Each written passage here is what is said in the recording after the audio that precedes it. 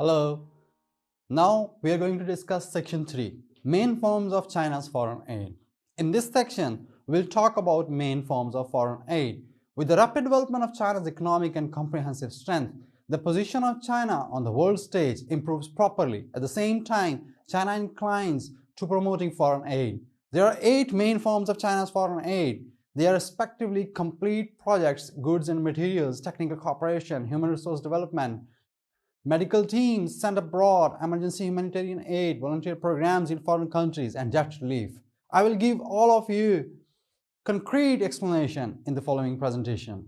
Now let's talk about the first form, complete project. As for this, firstly we must make clear what's complete project. Complete projects refer to productive or civil projects constructed in recipient country with the help of financial resources provided by China as grant or interest-free loans. The Chinese side is responsible for the whole or part of the process from studies, survey to design and construction, provides all or part of the equipment and building material, and send engineers and technical personnel to organize and guide the construction, installation, and trial production of the project. After a project is completed, China hands it over to the recipient country. Complete projects are a major form of China's foreign aid. We can look at the following pictures. The Tanzania-Zambia Railway is undoubtedly the largest aid project China has provided to Africa so far. It is also an important transportation artery between China and Africa, with a total length of 1,860 kilometers. It was started in 1970 and completed in 1976. The AU Conference Center in Addis Ababa, Ethiopia, where the AU headquarters is located, in China's largest aid project since the Tanzanian-Zambia Railway. It was started in 2009 and completed in 2012. Mali is General Hospital assisted by China. It was started in 2009 and completed in 2010 with a total construction area of 7,216 square meters and more than 20 clinical specialties. There are also many Chinese doctors working here. Here, I just show you 3 photos about China's aid for Africa. If you are interested in this, you can get more via phone or the internet. The second form I will introduce to you is goods and material.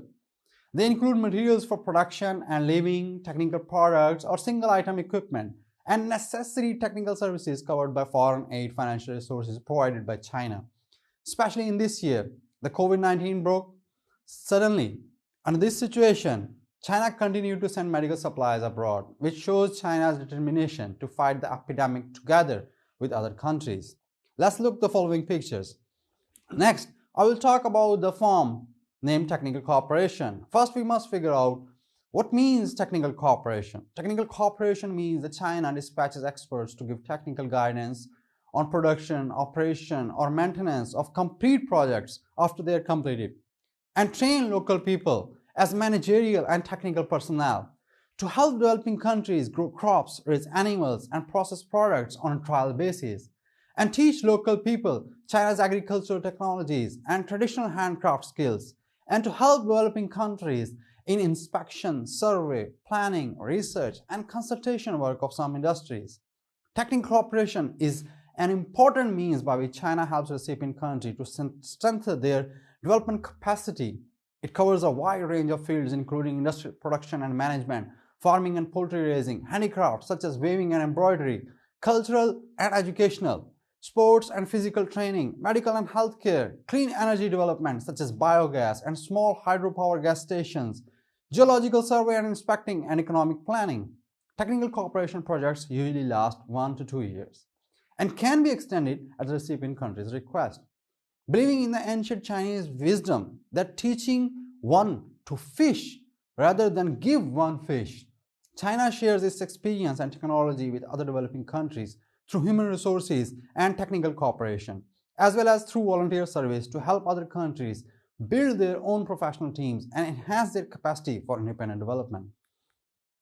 The form called human resource development and cooperation means that China, through multilateral or bilateral channels, runs different kinds of research and training programs for government officials, education programs, technical training programs, and other personal exchange programs for developing countries. China started to run such a program in 1953.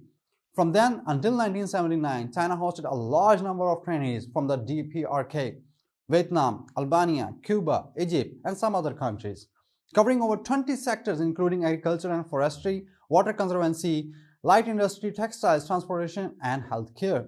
Since 1981, China has worked with the United Nations Development Programme and hosted training courses in practical techniques in different fields for developing countries. In 1998, the Chinese government began to run seminars for officials. The departments involved and the scale and scope of such training programs have expanded rapidly.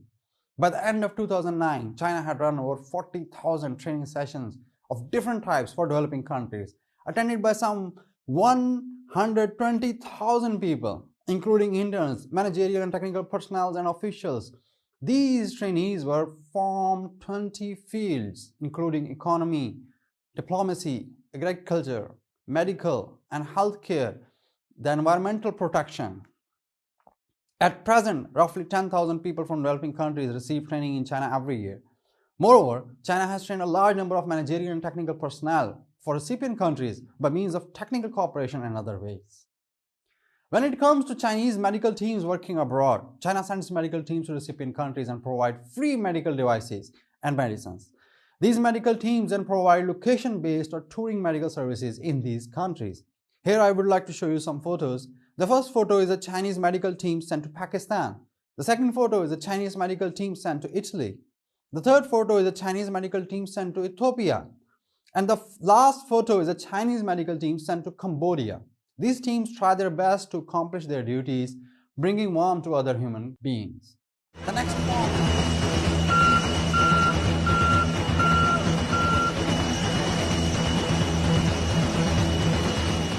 Llegando en este momento el tercer cargamento de asistencia técnica humanitaria en el convenio con el país, con la República Popular China y la República Bolivariana de Venezuela. Este tercer cargamento consta de 64 toneladas, donde su gran mayoría es material médico quirúrgico. Aquí vienen yelcos, viene gasa.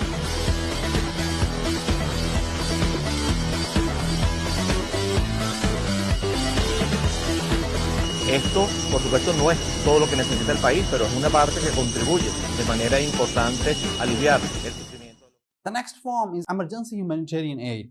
Emergency humanitarian aid is provided when a country or a region suffers a severe natural or humanitarian disaster. In such cases, China provides materials or cash for emergency relief or dispatches relief personnel of its own accord or at the victim country's request so as to reduce losses of life and property in disaster-stricken areas and help the victim country tackle difficulties caused by disaster. Over the years, China has taken active part in emergency relief operations in foreign countries and has been playing a more and more important role in international emergency humanitarian relief. To make relief actions quicker and more effective, the Chinese government formally established a response mechanism, especially for these kind of situations. In December 2004, when a tsunami hits countries by the Indian Ocean, China launched the largest ever emergency relief operation in its history, provided 700 million yuan worth of aid to the disaster-stricken area.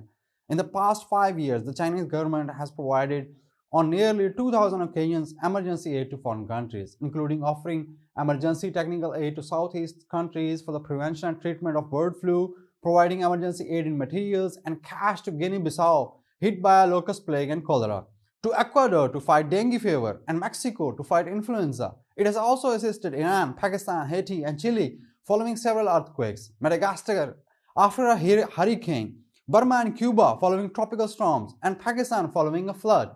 In addition, it sent emergency food aid to DPRK, Bangladesh, Nepal, Afghanistan, Burundi, Lesotho, Zimbabwe, Mozambique, and other countries. Over the past few years, the world has been frequently hit by severe natural disasters caused by earthquakes, hurricanes, floods, and droughts, as well as humanitarian crises caused by the wars, and many countries have suffered serious casualties and property losses. China has made quick response to the appeals of the international community by providing relief materials or cash paid and dispatching rescue and medical teams as needed to help the victim countries with disaster relief and post-disaster reconstruction. Providing emergency relief material or cash aid. From 2010 to 2012, the Chinese government repaid RMB 1.2 billion worth of emergency relief material in some 50 batches, including tents, blankets, emergency lights, generators, fuel, oil, food, medicine, and water filter to countries affected by natural disaster on humanitarian crises. such as the earthquake in Haiti, floods in Cambodia, earthquake in Myanmar, floods in Pakistan, hurricane in Cuba, the war in Libya, and the turmoil in Syria. In addition, China provided cash aid totaling RMB 300 billion. Now let's watch the video about the Chinese emergency humanitarian aid for foreign countries. What does overseas volunteer programs refer to? China selects volunteers and sends them to other developing countries to serve the local people in education, medical, and healthcare, and some other social sectors. The volunteers now China sends mainly include young volunteers and Chinese language teachers. When it comes to this, one of the typical program is the Laos Aid Project, which has become an important measure taken by the Shanghai Youth League Committee to serve the overall situation of the party and government diplomacy of the country, and a good image career of Shanghai youth volunteers in the international community. The following picture is about a man named Chang Hao, teaching Chinese to young Laotians at the Central Training Center of the Lao Regiment. The last form is debt relief. It means that China cancels the mature governmental debts of some developing countries that they owe China. China never urges indebted countries to pay back governmental debts.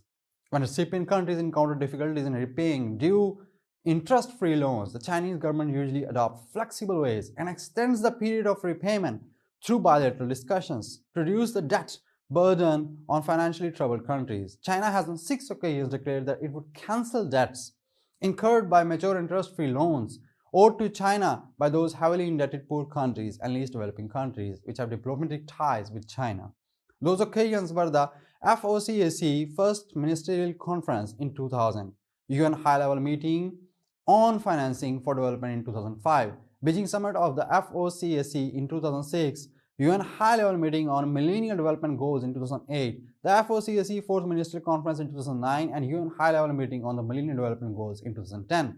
By the end of 2009, China had signed debt relief protocols with 50 countries from Africa, Asia, Latin America, the Caribbean, and Oceania, cancelling 380 mature debts totaling 25.58 billion yuan.